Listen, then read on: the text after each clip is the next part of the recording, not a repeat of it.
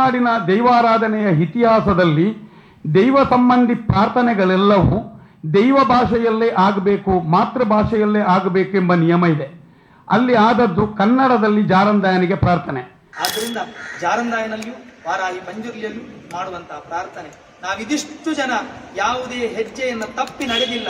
ಈ ಒಂದು ಮಣ್ಣನ್ನು ಮುಟ್ಟಿ ಈ ಮಣ್ಣಿನಲ್ಲಿ ನಿಂತು ಧೈರ್ಯದಲ್ಲಿ ಹೇಳುವಂತಹ ಮಾತು, ಒಂದೇ ಒಂದು ತಪ್ಪನ್ನು ನಾವು ಮಾಡಲಿಲ್ಲ. ದೇವರೇ, ನಾವು ತಪ್ಪು ಮಾಡಲಿಲ್ಲ, ತಪ್ಪು ಮಾಡಿದವನಿಗೆ ದಯಮಾಡಿ ಶಿಕ್ಷೆಯನ್ನು ಕೊಡಬೇಕು, ಇನ್ನು ಮುಂದೆ ಅವನ ಮನಸ್ಸನ್ನು ಪರಿವರ್ತನೆ ಮಾಡಬೇಕು, ಇಂಥ ತಪ್ಪನ್ನು ಮಾಡದಂತೆ ಅವನಿಗೆ ಪ್ರಚೋದನೆಯನ್ನು ಮಾಡಬೇಕು. ಏನಿದ್ರು ದೈವಗಳಿಗೆ ಸಹಕಾರವನ್ನು ಮಾಡಲಿ, ದೈವಗಳ ನಡೆ ನುಡಿಗಳನ್ನು ರಕ್ಷಿಸಿ ನಮ್ಮನ್ನೆಲ್ಲರನ್ನ ಕಾಪಾಡಬೇಕು ಅಂತ ಈ ಸಂದರ್ಭದಲ್ಲಿ ಜಾರಂದಾಯನಲ್ಲಿಯೂ ವಾರಾಹಿ ಪಂಜುರ್ಲಿಯಲ್ಲೂ ನಾವು ನಂಬಿರುವಂತಹ ಎಲ್ಲ ದೈವದೇವರ ಮೂಕಾಂಬಿಕೆಯಲ್ಲೂ ಅನುಗ್ರಹಕ್ಕಾಗಿ ಪ್ರಾರ್ಥಿಸಿ ಶಿರವಾಗಿ ನಮಸ್ತೆ. ನಿಮ್ಮ ನನ್ನ ತಂತ್ರಿಯ ಬದಲು ಕಂತ್ರಿ ಅಥವಾ ಕುತಂತ್ರಿ ಅಂತ ಕರಿತೇನೆ.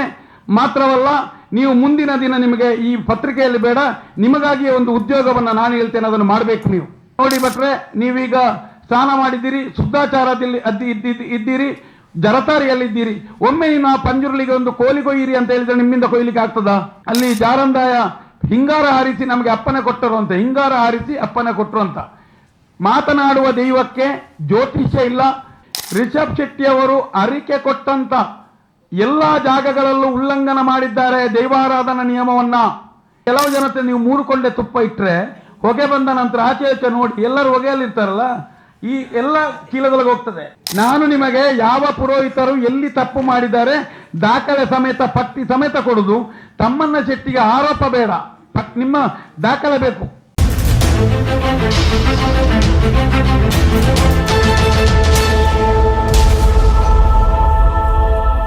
ಮೊನ್ನೆ ಬಾರೆಬೈಲಲ್ಲಿ ನಡೆದಂಥ ವಿಚಾರದಲ್ಲಿ ವೈಯಕ್ತಿಕವಾಗಿ ಆ ಕ್ಷೇತ್ರದ ಬಗ್ಗೆಯಾಗಲಿ, ಅಲ್ಲಿಯ ದೈವದ ಬಗ್ಗೆಯಾಗಲಿ, ಅಲ್ಲಿಯ ಆಡಳಿತ ಮಂಡಳಿ ಗುತ್ತಿನ ಬರುವ ಬಗ್ಗೆಯಾಗಲಿ ನಾವು ಎಲ್ಲಿಯೂ ಯಾವ ಸ್ವರವನ್ನು ಎತ್ತಲಿಲ್ಲ. ಆಗಿರುವಾಗ ಮೊನ್ನೆಯಲ್ಲಿ ನಡೆದಂಥ ಕೆಲವೊಂದು ಘಟನೆಗಳು ದೈವಾರಾಧನೆಯ ನಿಯಮಕ್ಕೆ ತದ್ವಿರುದ್ಧವಾಗಿದೆ ಅಂತ ನಾನು ಹೇಳಿದ ಮಾತಿಗೆ ಈ ಕ್ಷಣವೂ ಬದ್ಧನಾಗಿರುತ್ತೇನೆ. ಯಾವುದೇ ಅದರಲ್ಲಿ ಬಂದಂಥ ಚರ್ಚೆಗೂ ಸಿದ್ಧನಾಗಿದ್ದೇನೆ. ಮತ್ತು ಎಲ್ಲಿಯ ತನಕ ಅಂತ ಹೇಳಿದ್ರೆ ಅಲ್ಲಿರುವಂಥ ತಂತ್ರಿಯವರಿಗೆ ಕ್ಯಾಮರಾಮ್ಯಾನ್ ಯಾವ ಡ್ರೆಸ್ ಹಾಕಬೇಕೆಂಬ ಮಾರ್ಗದರ್ಶನವನ್ನೂ ನೀಡಿದ್ದು, ಕೆಂಪು ಮತ್ತು ನೀಲಿ ಬಟ್ಟೆ. ಅದು ಸಹ ಅಂದರೆ ಆ ಮಟ್ಟಕ್ಕೆ ನಮ್ಮ ದೈವಾರಾಧನೆ ಮುಟ್ಟಿತ ಎಂಬುದು. ಆ ಕ್ಷೇತ್ರದಲ್ಲಿ ಮೊನ್ನೆ ದೈವಾರಾಧನೆಯ ನಿಯಮದಲ್ಲಿ ಮಾಡಿದಂಥ ಅಪಚಾರದ ಬಗ್ಗೆ ಒಂದು ಪ್ರಾರ್ಥನೆಯು ಸಲ್ಲಿಕೆ ಆಯಿತು. ಅದನ್ನು ನಾನು ಮೊಟ್ಟ ಮೊದಲ ಬಾರಿಗೆ ಆ ಪ್ರಾರ್ಥನೆಯನ್ನು ಸ್ವಾಗತಿಸ್ತೇನೆ. ಈ ರೀತಿಯ ಪ್ರಾರ್ಥನೆ ಅನೇಕ ತುಳುನಾಡಿನ ದೈವಸ್ಥಾನಗಳಲ್ಲಿ ಆಗಬೇಕಿತ್ತು. ಯಾಕಂತ ಹೇಳಿದರೆ ನಮ್ಮ ನಂಬಿಕೆಯ ಒಂದು ದೈವಾರಾಧನೆ ಅಸ್ಮಿತೆಯನ್ನು ಕಲ್ಕೊಂಡು ಅದರ ನಿಗೂಢತೆಯನ್ನು, ಅದರ ನಂಬಿಕೆಯನ್ನು, ಅದರ ವೇಷಭೂಷಣಗಳನ್ನು ತನ್ನ ಮಾರಾಟ ಮಾಡಿ ಒಂದು ಸಾಂಸ್ಕೃತಿಕ ಲೋಕಕ್ಕೆ ಮಾರಾಟ ಮಾಡಿದ ನೋವಿಗೆ ಇದು ಪ್ರತಿ ಗ್ರಾಮಗಳಲ್ಲಿಯೂ ಇದು ನಡಿಬೇಕಿತ್ತು. ಆ ಒಂದು ರೀತಿಯ ಪ್ರಾರ್ಥನೆ ನಿಜವಾಗಿಯೂ ಅದು ಒಳ್ಳೆಯ ಪರಿಣಾಮ.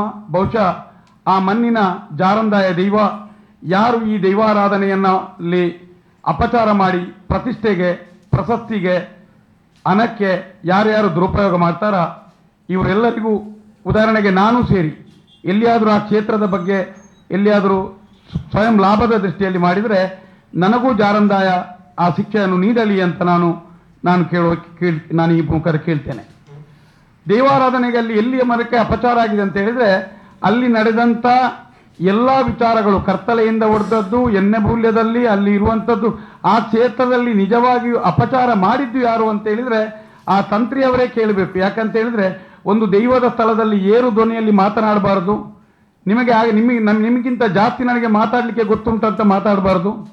ಮತ್ತು ಅಲ್ಲಿ ಒಂದು ಜಾಗದಲ್ಲಿ ಕೂತು ಇನ್ನೊಂದು ಕಾರ್ಮಿಕದ ದೈವಸ್ಥಾನದಲ್ಲಿ ಬಂಗಾರ ಕದ್ದಿದ್ದಾನೆ ಅಂತೇಳಿ ತಪ್ಪು ಸಂದೇಶಗಳನ್ನು ರವಾನೆ ಮಾಡಬಾರ್ದು.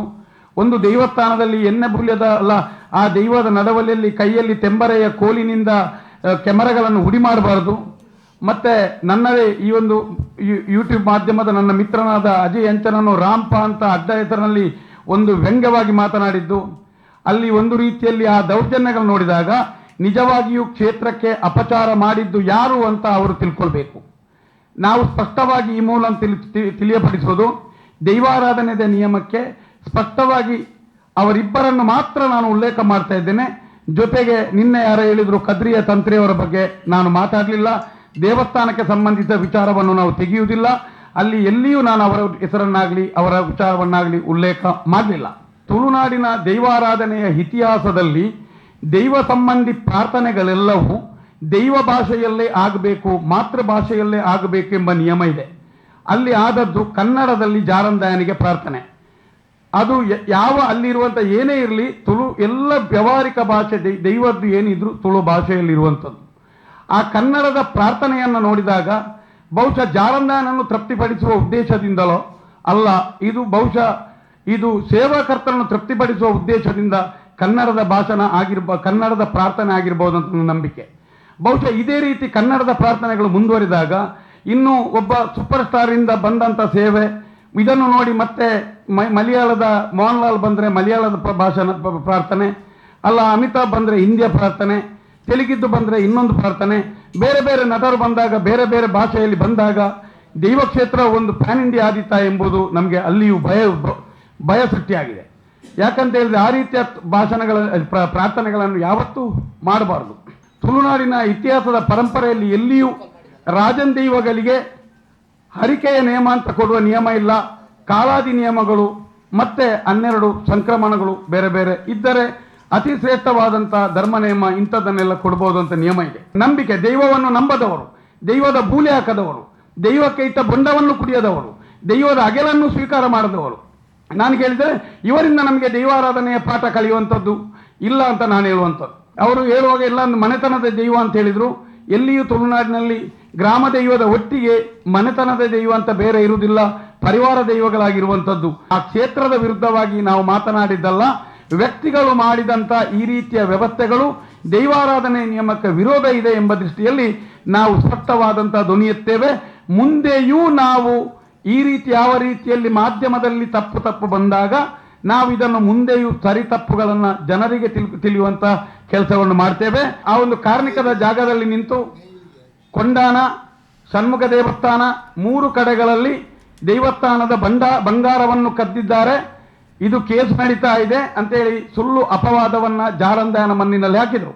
ಆ ಕೊಂಡಾನದ ಬಂಟನ ಆನೆ ಹಾಕಿ, ಆ ಮುಡದಾಯನ ಆನೆ ಹಾಕಿ ನಾನು ಹೇಳುವಂಥದ್ದು, ನಾನು ಕೊಂಡಾಣದ ಭಕ್ತನಾಗಿದ್ದೇನೆ ವಿನ ಅಲ್ಲಿಯ ಒಂದು ಕಮಿಟಿಯಲ್ಲಾಗಲಿ ಅಲ್ಲಿಯ ವ್ಯವಹಾರದಲ್ಲಾಗಲಿ ಯಾವುದೇ ಒಂದು ರೀತಿಯ ಅವ್ಯವಹಾರವನ್ನಾಗಲಿ ಬಂಗಾರವನ್ನಾಗಲಿ ನಾವು ಕದ್ದಲಿಲ್ಲ ಅಂತ ಹೇಳುವಂಥದ್ದು.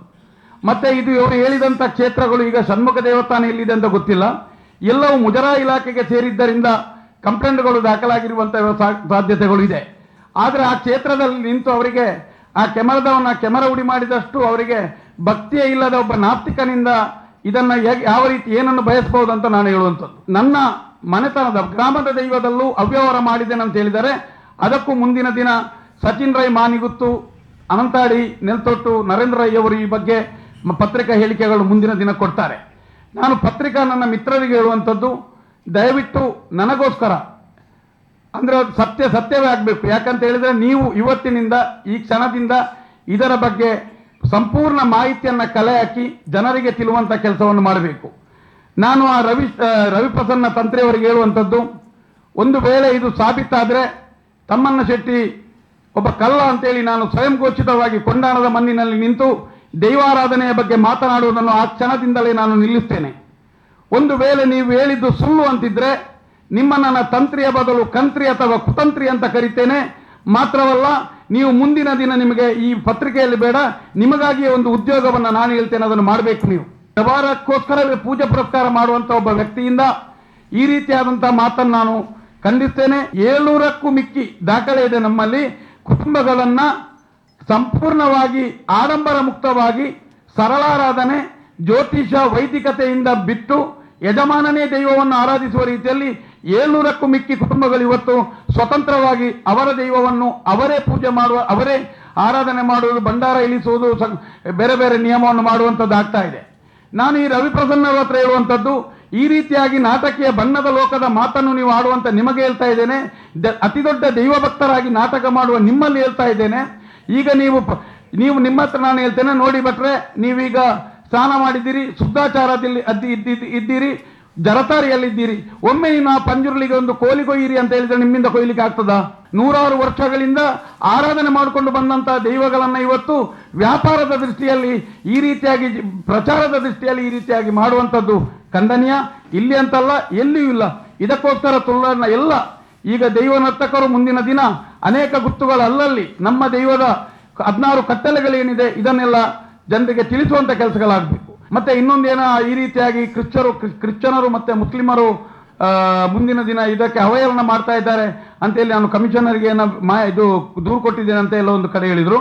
ನಾನು ರವಿಪ್ರಸನ್ನ ಅವರಿಗೆ ಸ್ಪಷ್ಟವಾಗಿ ಹೇಳುವಂಥದ್ದು, ದೈವಾರಾಧನೆಯ ನಿಯಮದಲ್ಲಿ ಇವತ್ತಿನವರೆಗೆ ತುಳುನಾಡ ದೈವಕ್ಕೆ ಇವತ್ತಿನವರೆಗೆ ಯಾವ ಅನ್ಯ ಧರ್ಮೀಯರು ಕ್ರಿಶ್ಚಿಯನರಾಗಲಿ ಮುಸ್ಲಿಮರಾಗಲಿ ಎಲ್ಲಿಯೂ ಅಪಚಾರದ ಮಾತನ್ನಾಗಲಿ ಅದಕ್ಕೆ ಅಪವಾದವನ್ನಾಗಲಿ ಅದನ್ನು ಗೇಲಿ ಮಾಡುವಂಥದ್ದಾಗಲಿ ದೈವಾರಾಧನೆಗೆ ಅನ್ಯಾಯ ಮಾಡಲೇ ಇಲ್ಲ ಎಂಬುದು ಪತ್ರಿಕೆಯ ಮೂಲಕ ತಿಳಿಸುವಂಥದ್ದು.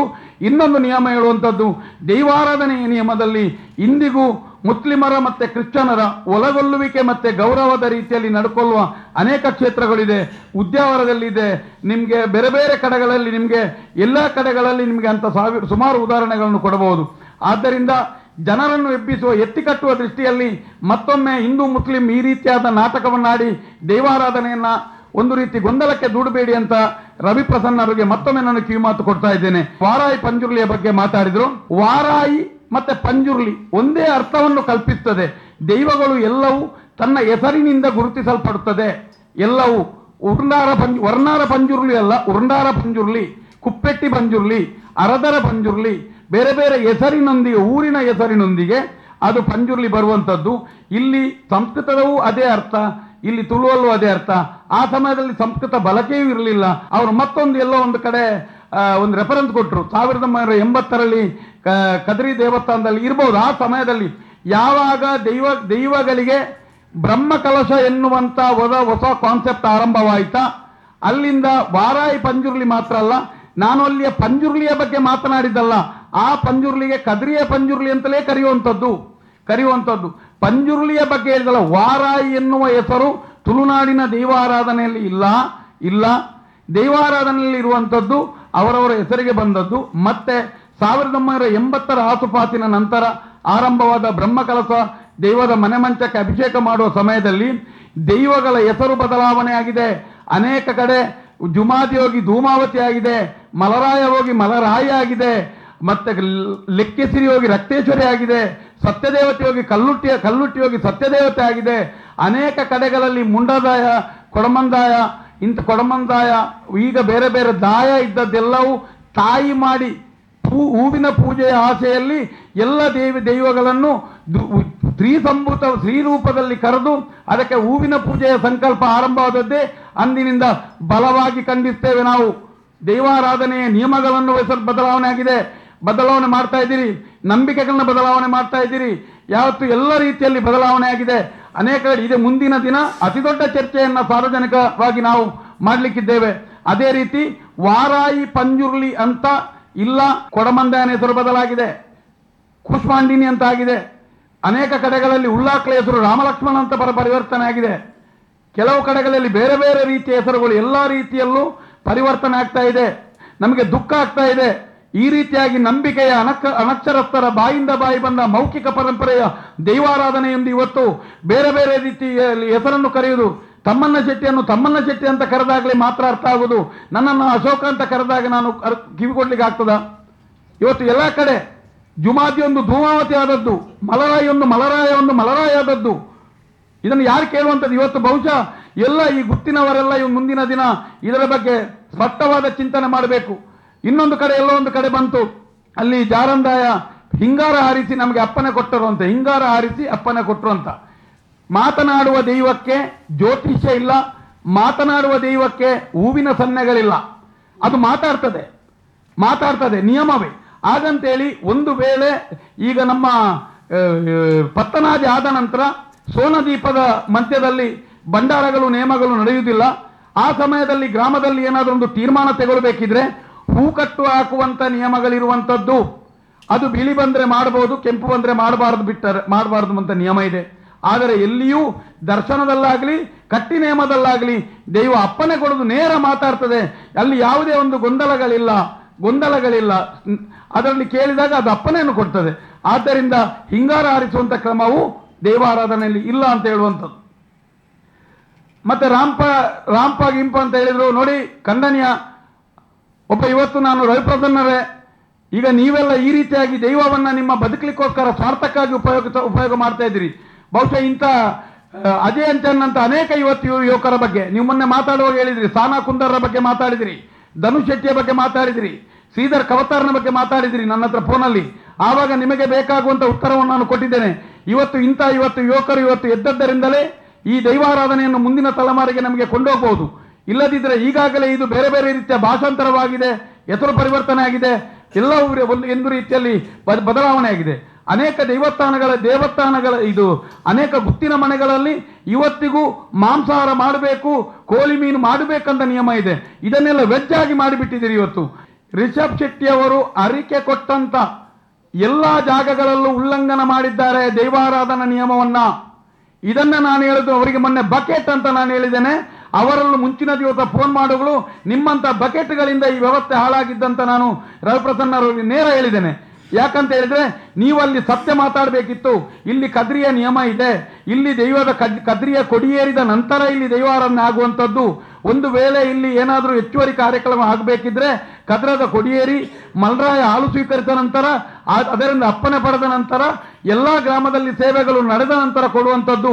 ಇಲ್ಲಿ ಈ ರೀತಿಯಾಗಂತ ಹರಿಕೆ ಕೊಡುವ ನಿಯಮಗಳು ಇಲ್ಲ ಅಂತ ನೀವು ಸ್ಪಷ್ಟವಾದ ಭಾಷೆಯಲ್ಲಿ, ಒಂದು ವೇಳೆ ದೈವಕ್ಕೆ ಧರ್ಮನೇಮ ಆಗಬೇಕಂತಾದ್ರೂ ಈ ಸಮಯದಲ್ಲಿ ಆಗುವಂಥದ್ದಲ್ಲ. ಈ ಸಮಯದಲ್ಲಿ ಬುದ್ಧವಾರ ಮೆಚ್ಚಿ ಮತ್ತೆ ನಮಗೆ ಕಂಬಳಗೋರಿ ಆಗುವಂಥದ್ದು. ಯಾಕಂತ ಹೇಳಿದ್ರೆ ಕಾಲಾವಧಿ 12 ಸಂಕ್ರಮಣ ನಿರ್ಧರಿತವಾದ ವಿಚಾರಗಳನ್ನು ಬಿಟ್ಟು ಆಗುವಂತ ಎಲ್ಲಾ ದೈವಗಳಿಗೂ ದರಿ ಹಾಕಬೇಕು, ಕೈಗಾಣಿಕೆ ಇಡಬೇಕು, ಅದಕ್ಕೆ ಸಾರಗೊಡಿ ನಂದಾದೀಪ ಬೆಳಗಬೇಕು, ಅದಕ್ಕೆ ನಿಯಮಗಳಿದೆ. ಆ ನಿಯಮಗಳನ್ನ ಇವತ್ತು ಈ ರೀತಿ ಮಾಡಿದ್ರೆ ಅದರಿಂದಲೂ ನೀವು ನೆನಪಿಡಿ. ಒಂದು ಭಾರಿ ದುಃಖದ ವಿಚಾರ ಅಂತ ಹೇಳಿದ್ರೆ, ಅವರಿಗೆ ನಮಗೆ ರಿಷಬ್ ಶೆಟ್ಟಿ ಅವರ ಮ್ಯಾನೇಜರ್ ಫೋನ್ ಮಾಡಿದ್ರು. ಇಮಿಡಿಯೇಟ್ ನಾವು ಒಂದು ಕೋಲ ಬುಕ್ ಮಾಡಿದೆವು. ಇನ್ನು 5 ಕೋಲ ಈಗಾಗಲೇ ವ್ಯಾಪಾರ ಸ್ಟಾರ್ಟ್ ಆಗಿದೆ. 5 ಕೋಲ ಬುಕ್ ಆಗಿದೆ. ರಿಷಬ್ ಶೆಟ್ಟಿಯ ಮ್ಯಾನೇಜರ ಅಲ್ಲ, ಒಂಬಾಳೆಯ ಮ್ಯಾನೇಜರ ಫೋನ್ ಮಾಡಿದ ತಕ್ಷಣ ಜಾರಂದಾಯನ್ ಅಂತ ಒಂದು ಆಕಾಶದ ಎತ್ತರಕ್ಕೆ, ಭೂಮಿದಷ್ಟು ಎತ್ತರಕ್ಕೆ ಬೆಳೆದು ನಿಂತ ಒಂದು ಜಾರಂದಾಯನಿಗೆ ಒಂದು ಮ್ಯಾನೇಜರ್ ಫೋನ್ ಮಾಡಿದ ತಕ್ಷಣ ನೇಮ ನಿಗಂಟ ಹರಿಕೆಯ ನೇಮ ಫಿಕ್ಸ್ ಆಗ್ತದೆ ಅಂದ್ರೆ ಏನ್ರಿ ಅರ್ಥ ಇದು?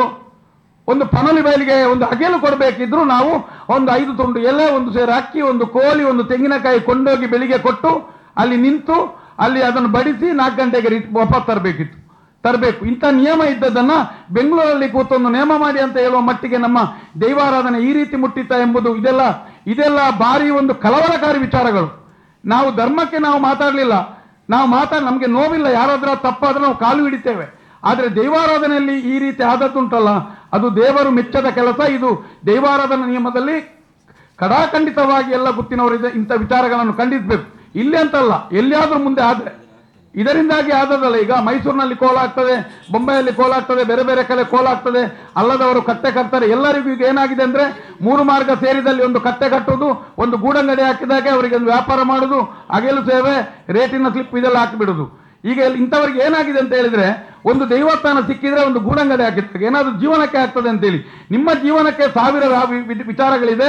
ಆದ್ರೆ ನಮ್ಮ ಆರಾಧ್ಯ ದೈವ ಹಿರಿಯರಿಂದ ಬಂದಂತ ನಂಬಿಕೆಯ ವಸ್ತುವಾದಂತ ದೈವಾರಾಧನೆಯನ್ನ ನಿಮ್ಮ ವ್ಯಾಪಾರಕ್ಕೆ ಬಳಸಬೇಡಿ ರವಿಪ್ರಸನ್ನ ಅವರು ಅಂತ ಸ್ಪಷ್ಟವಾಗಿ ಹೇಳುವಂಥದ್ದು. ಇನ್ನು ರವಿಪ್ರಸನ್ನ ಅವರಿಗೆ ಅದನ್ನು ಮೀರಿ ಹೇಳುವಂಥದ್ದು, ನಾನು ಬಕೆಟ್ ಅಂತ ಯಾಕೆ ಅವರಿಗೆ ಕರೆದದ್ದು ಹೇಳಿದ್ರೆ, ಅಲ್ಲ, ನಾನು ಹೇಳುವಂಥದ್ದು, ಒಬ್ಬ ವಕೀಲ ವೃತ್ತಿಯನ್ನು ಮಾಡಿ ಒಬ್ಬ ಇಂಥ ಪೂಜಾ ಕೈಂಕರ್ಯದಲ್ಲಿ ಭಾಗಿಯಾಗುವ ಒಬ್ಬ ವ್ಯಕ್ತಿ ಕಾಂತಾರ ಸಿನಿಮಾದ ಪ್ರಮೋಷನ್ಗೆ ಇಳಿಯುವ ಮಟ್ಟಕ್ಕೆ ಇಳಿದು ಅನೇಕ ಕಡೆಗಳಲ್ಲಿ ದೈವ ನರ್ತಕರಿಗೆ ಫೋನ್ ಮಾಡಿಸಿ ಇದಕ್ಕೆ ಎಲ್ಲರೂ ನಾವು ಸಪೋರ್ಟ್ ಮಾಡಬೇಕು ಅಂತ ಮಟ್ಟಕ್ಕೆ ಒಬ್ಬ ಮುಕ್ತನಂದ್ರೆ ಏನಾಗಬೇಕು? ನಮ್ಮ ಅಸ್ಮಿತೆಯನ್ನ ಮಾರಿ ಆಯ್ತು. ಏನಿಲ್ಲ ನಮ್ಮ ಹತ್ರ ಈಗ. ನಮಗೆ ದೈವಕ್ಕೆ ಪ್ರಚಾರ ಬೇಡ. ಈಗಾಗಲೇ ದಾರಿಯಲ್ಲಿ ಆಗಿದೆ. ಎಲ್ಲರೂ ಇವರು ಈ ರೀತಿಯಾಗಿ ಈಗ ದೈವಾರಾಧನೆಯಲ್ಲಿ ಎಲ್ಲಿಯೂ ಈ ರೀತಿಯಾಗಿ ಒಂದು ಬಕೆಟ್ ಇಟ್ಕೊಂಡು ಮಾತಾಡೋದಂದ್ರೆ ಇದನ್ನು ನಾವು ಬಕೆಟ್ ಅಂತ ನಾನು ಸ್ಪಷ್ಟ ಭಾಷೆಯಲ್ಲಿ ಹೇಳ್ತಾ ಇದ್ದೇನೆ. ಮಾಡಿದ ತಪ್ಪಿಗೆ ನಾಳೆಯೂ ನಾವು ಅದನ್ನು ಮುಂದುವರಿಸಿ ಅವರಿಗೆ ಅದೇ ರೀತಿ ಹೇಳುವಂಥದ್ದು. ಯಾಕಂದ್ರೆ ನಮ್ಮ ದೈವಾರಾಧನೆಯನ್ನು ಬಿಟ್ಟು ಬಿಡಿ ಅಂತ ಹೇಳುವಂಥದ್ದು. ನಮ್ಮ ದೈವಾರಾಧನೆಯನ್ನು ಬಿಟ್ಟು ಬಿಡಿ, ಇದೊಂದು ನಂಬಿಕೆ ಇದೆ. ಈಗ ಅರಿಕೆ ಕೊಡಬೇಕಿದ್ರೆ ಅರಿಕೆಗಂತಲೇ ಕದ್ರಿಯಲ್ಲಿ ಬೇರೆ ಬೇರೆ ವ್ಯವಸ್ಥೆ ಇದೆ. ಆದ್ರೆ ಇಲ್ಲಿ ಇಲ್ಲದ ಒಂದು ಹೊಸ ಅರಿಕೆಯ ನಿಯಮವನ್ನ ಯಾಕೆ ತಂದ್ರಿ? ಮತ್ತೆ ನಿಮಗೆ ಕಾಂತಾರದಂಥ ಸಿನಿಮಾ ನೋಡಿ, ನಮ್ಮ ಹತ್ರ ರಿಷಬ್ ಶೆಟ್ಟಿ ಅವರು ನೇರ ಬಂದು ನಾನು ಕೊಟ್ಟು ನನಗೆ ಇದರ ಬಗ್ಗೆ ದೈವಾರಾಧನೆಯ ಮಾಹಿತಿ ಬೇಕು ಅಂತ ಕೇಳಿದ್ದಾರೆ ನನ್ನ ಹತ್ರ. ರಿಷಬ್ ಶೆಟ್ಟಿ ಅಲ್ಲದೆ ಒಂದು 7-8 ಸಿನಿಮಾದವರು ನಮ್ಮ ಹತ್ರ ಬಂದು ಈ ಸುಮಾರು 4-5 ವರ್ಷದಿಂದ, ಇವತ್ತಲ್ಲ ಬಂದರು.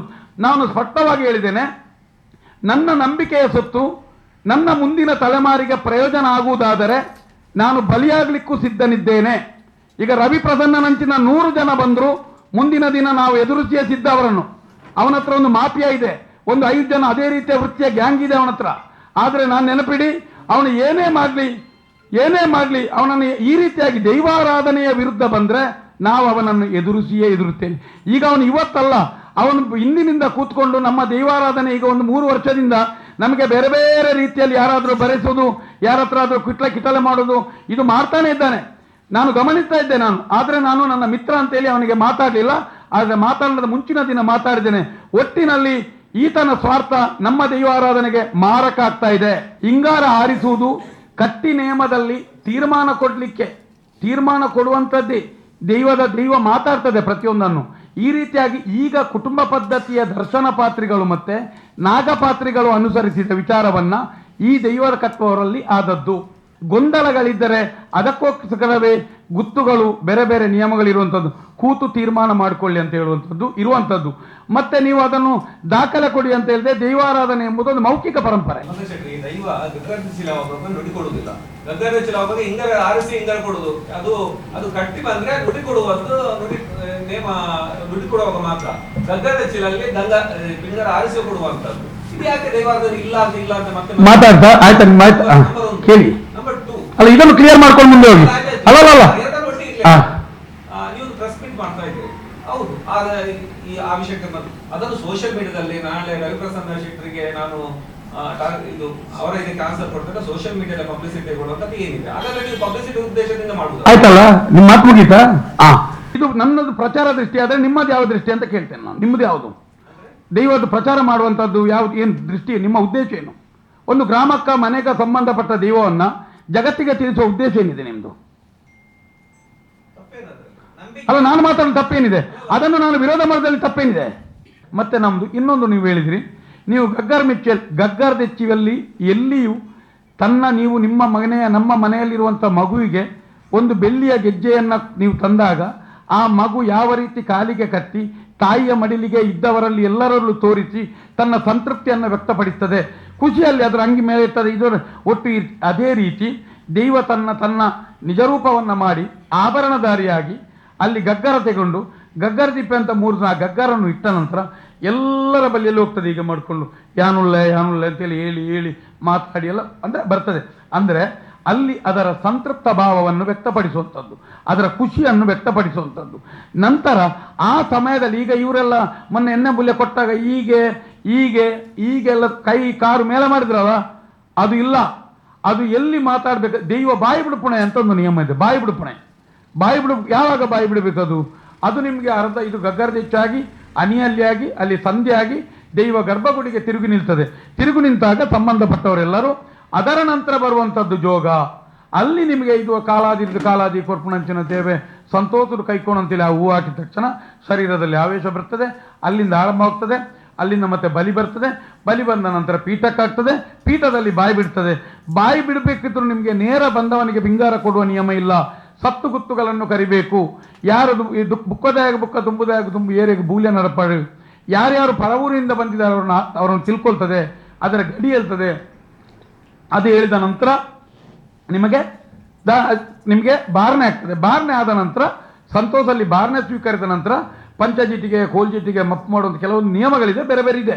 ಅದರ ನಂತರ ದಾನ ಹೆಚ್ಚು ಕಮ್ಮಿ ಅಂಜಾನ ಮದಿಪು ಅಂತ ಕೇಳ್ತದೆ. ಆವಾಗ ನೀವು ಹೇಳಲಿಕ್ಕೆ ಆವಾಗ ಮಾತಾಡ್ತದೆ ದೈವ. ಗಗ್ಗರ ಮೆಚ್ಚಿಯಲ್ಲಿ ಮಾತಾಡ್ಲಿಕ್ಕಿಲ್ಲ, ಹಿಂಗಾರ ನೋಡ್ಲಿಕ್ಕಿಲ್ಲ. ಹಿಂಗಾರದ ಕ್ರಮ ಇವರೇ ನಾನು ಅನುಭವದ ವಿಚಾರ ಹೇಳಿದಲ್ಲ. ಈಗ ಇರುವಂತ ಮನೆಗಳಲ್ಲಿರುವಂತಹ ದರ್ಶನ ಪಾತ್ರಿಗಳು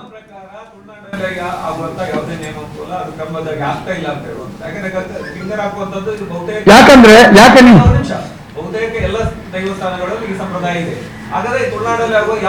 ಅಲ್ಲ, ನೀವು ಒಂದು ಕೆಲಸ ಮಾಡಿ, ಈ ಸಲ ನಾನು ನಿಮ್ಮ ಜೊತೆ ಒಂದಷ್ಟು ಅಧ್ಯಯನಶೀಲರಾಗಿ ಅದನ್ನು ನೋಡೋಣ ಅಂತ ಎಲ್ಲಿ ಇದೆ ಏನು ಅಂತೇಳಿ ನಾನು ಬರ್ತೇನೆ ನಿಮ್ಮ ಜೊತೆ. ಎಲ್ಲಿಯಾದರೂ ದೈವಕ್ಕೆ ಕೇಪುಲೇ ಬೇಕು ಅಂತ ಇದೆ. ಒಂದೇ ಒಂದು ಕಡೆ ಕೇಪುಲ್ ಇಲ್ಲದೆ, ಕೇಪುಲ್ ಹಿಡಿಯದೆ, ಕೇಪುಲ್ ಒಂದೇ ಒಂದು ಚಿಕ್ಕ ಮಗುವಿಗೂ ಕೇಪುಲಿನ ಬೇರು, ಕೇಪುಲಿನ ಎಣ್ಣೆ, ಕೇಪುಲಿನ ಎಲೆ, ಕೇಪುಲಿನ ಕೊಡಿ ಕೊಡುವಂಥದ್ದು. ದೈವಕ್ಕೂ ಅದು ಇಲ್ಲಿ ಕಟ್ಟಬೇಕು, ಇಲ್ಲಿ ಕಟ್ಟಬೇಕು, ಇಲ್ಲಿ ಕಟ್ಟಬೇಕು, ಮತ್ತೆ ಬಿಸಾಡಬೇಕು, ಮತ್ತೆ ಅಗೆಲುವು ಹಾಕಬೇಕು. ಯಾಕಂತ ಹೇಳಿದ್ರೆ ಸ್ಮೆಲ್, ವಾಸನೆಗಳಿಲ್ಲದ ಆರೋಗ್ಯವರಾದ, ಅದು ಗಂಜಿ ಜೊತೆ ಬೆರಕೆ ಹಾಕಿ ತಿಂದರೆ ಆರೋಗ್ಯಕ್ಕೆ ಒಳ್ಳೆಯದು. ಈ ರೀತಿಯಾಗಿ ಎಲ್ಲಿ ನೀವು ಪಿಂಗಾರದ ಬಗ್ಗೆ ಮಾತಾಡಿದ್ರಿ, ಕೇಪುಲಿ ಎಲ್ಲಿದೆ ಅಂತ ಒಂದು ನೋಡಿ. ನಾವು ಈ ಒಟ್ಟಿಗೆ ಒಂದು, ತಮ್ಮ ಹೆಸರು ಗೊತ್ತಿಲ್ಲ, ಒಂದು ಈ ಸಲ ನಾವು ನೀವು ಚರ್ಚೆ ಮಾಡಿ, ನಾನು ಏನೇ ಆದರೂ ತೊಂದರೆ ಇಲ್ಲ, ಒಂದು ಸಮಾಜಕ್ಕೆ ಒಂದು ಮಾಹಿತಿ ಕೊಡುವ ಅಂತ ಹೇಳುವಂಥದ್ದು ಅಷ್ಟೇ. ಈಗ ಭೂತಾರಾಧನೆ ಬಗ್ಗೆ ಹೇಳಿದ್ದಾರೆ, ಒಂದು ಕಡೆ ಪ್ರೇತಾರಾಧನೆ ಅಂದ್ರೆ ಯಾಕೆ ಅದು?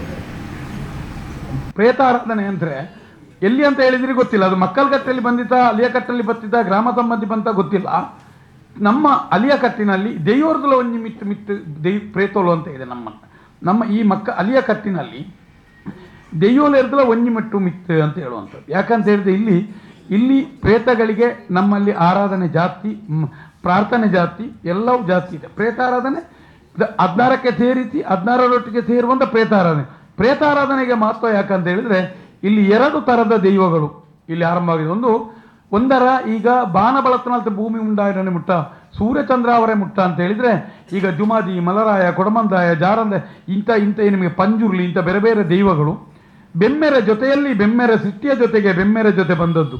ಅದಕ್ಕಾಗಿಯೇ ಎಲ್ಲ ಕಡೆಗಳಲ್ಲಿಯೂ ಈಗ ನೇಮ ಆಗಬೇಕಿದ್ರೆ ಬೆಮ್ಮೆರ ಒಂದು ಬಲಿಯನ್ನು ಎಲ್ಲಿಯೂ ಇಡ್ತಾರೆ ನೋಡಿ, ಎಲ್ಲಿಯೂ ಬೆಮ್ಮೆರ ಸುತ್ತ ಇಡಬೇಕು. ಒಂದು 3 ಕಾಲಿನ ಇದರೊಳಗಡೆ ಒಂದು ಬಲಿ ಇದೆ, ಬಲಿಯ ಒಳಗೆ ಅನ್ನದ ಮುದ್ರೆ ಇದೆ, ಮುದ್ರದ ಒಳಗೆ ಒಂದು ಬಲಿಕುತ್ತು ಇದೆ. ಆ ಬಲಿಕುತ್ತಿನೊಳಗೆ ನೆಯ್ಯಿ, ಪೇರು, ಬೇರೆ ಬೇರೆ ಪುರ್ಪಗಳನ್ನು ಇಡ್ತೇವೆ. ಕೆಳಗೆ ಒಂದು ಮಂಡಲ ಹಾಕ್ತೇವೆ ಸೇಡಿದ್ದು, ಅದರಲ್ಲಿ ಒಂದು ಎಳೆ ಹಾಕ್ತೇವೆ, ಅದರ ಮೇಲೆ ಭತ್ತ, ಅದರ ಮೇಲೆ ಅಕ್ಕಿ, ಒಂದು ತೆಂಗಿನಕಾಯಿ ಇಟ್ಟು ಅದನ್ನು ಬೆಮ್ಮೆರ ಸುತ್ತೆ ಅಂತ ಹೇಳಿದ್ರೆ, ಬೆಮ್ಮೆರ ಸುತ್ತೆ ಮಾಡಿ ಬಾಲೋಲಿ ಕಟ್ಟಿದೆ, ಅದು ಬೆಮ್ಮೆರ ಜೊತೆ ಬಂದದ್ದು. ಅದವರಿಗೆ ಈಗ ಪಂಜುರ್ಲಿ ಅಪ್ಪ ಅಮ್ಮ ಹೇಳಿದರೆ ಗೊತ್ತಿಲ್ಲ ನಿಮಗೆ, ಎಲ್ಲರಿಗೂ ತಂದೆ ತಾಯಿ ಯಾರಂತೆ ಗೊತ್ತಿಲ್ಲ. ಯಾಕಂತ ಹೇಳಿದ್ರೆ ಒಂದು ಶಕ್ತಿಯೇ ಬಂದದ್ದು ಅದು.